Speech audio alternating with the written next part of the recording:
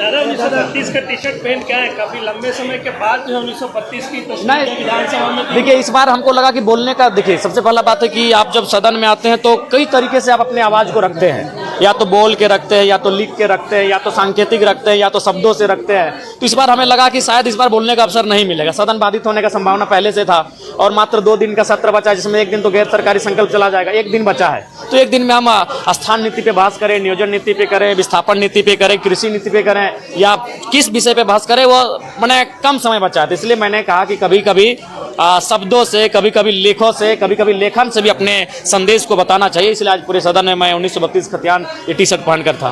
1932 को लेकर सरकार बिल स्थिर हो गया, बिल कहाँ गया, राज्यपाल के पास गया। देखिए, सरकार हर मुद्दे पर स्थिर है। सरकार केवल अपना, सरकार के जितने भी अंग में बैठे लोग हैं वो अपने निजी स्वार्थ के लिए, अपने खाना पूर्ति के लिए काम कर रहे हैं। वो किसी भी मुद्दे पर ना बात करना चाहते हैं, ना किसी भी मुद्दे पर बैठकर सॉर्ट आउट करना चाहते हैं, किसी भी मुद्दे पर बात नहीं करना चाहते हैं। सर्वदलीय बैठक बुलाई कि स्थानीय नीति कैसी हो, उसका प्रारूप क्या हो, उसका ड्राफ्टिंग क्या हो, कम से कम एक बैठक तो बुलाए, सबके रायशुमारी तो ली जाए कि हम लोग गंभीर हैं स्थानीय नीति को लेकर, हम लोग गंभीर हैं नियोजन नीति को लेकर, हम लोग गंभीर है विस्थापन को लेकर। अगर गंभीरता है तो सर्वदलीय बैठक बुलानी चाहिए और बातचीत करनी चाहिए, फिर आप कैबिनेट में ले जाइए, कैबिनेट में प्रस्ताव लेकर आइए, लेकिन एक बार चर्चा परिचर्चा सर्वदलीय होनी चाहिए। तो गंभीरता नहीं है।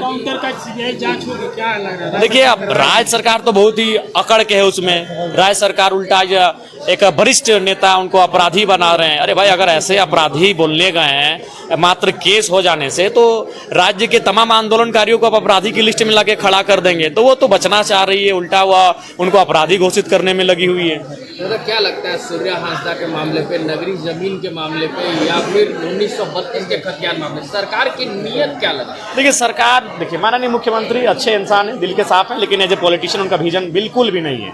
आप कभी भी माननीय मुख्यमंत्री के पास जाइए, वह आप उनसे 5 मिनट तक का समय नहीं ले सकते हैं। कोई भी, आज मैं नाम नहीं लूंगा, बहुत सारे मंत्रियों से मैं मिला, बहुत सारे उनके सत्ता दल के विधायकों से मिला, वो बोले 4-5 लोगों से घिरे होते हैं, हमें अपनी बात रखने का अवसर तक नहीं मिल पाता है, ना वो सुन पा रहे हैं हमारी बात। सही बात है वो, और ये दुर्भाग्य की स्थिति है कि माननीय मुख्यमंत्री अपने मंत्रियों से, अपने विधायकों से संवाद नहीं कर पा रहे हैं, तो कहाँ से राज्य को आगे लेकर जाएंगे। आप पतरातू कल गए थे, विस्थापितों से मुलाकात हुई थी क्या? क्योंकि बड़का गांव क्षेत्र में लोग काफी परेशान हैं। जी, बड़का गांव, हमें लगता है कि आज अगर राज्य में सबसे ज्यादा कहीं के लोग विस्थापन के इशू से परेशान है तो बड़का गांव के लोग हैं। चाहे वह पतरातू ब्लॉक रहे, बड़का गांव का ब्लॉक रहे, या केरेडाड़ी का ब्लॉक रहे, या फिर 2-4 क्षेत्र उनका टंडवा में भी आता है। तो 4 ब्लॉक बड़का गांव विधानसभा टच करता है। चारों ब्लॉक आज विस्थापन के दंश को झेल रहा है, और मुझे लगता है कि आज सरकार को विस्थापन में तो कम से कम खुलकर बात करनी चाहिए, खुलकर नीति बनानी चाहिए, और इस दर्द पर विराम महलम लगाना चाहिए।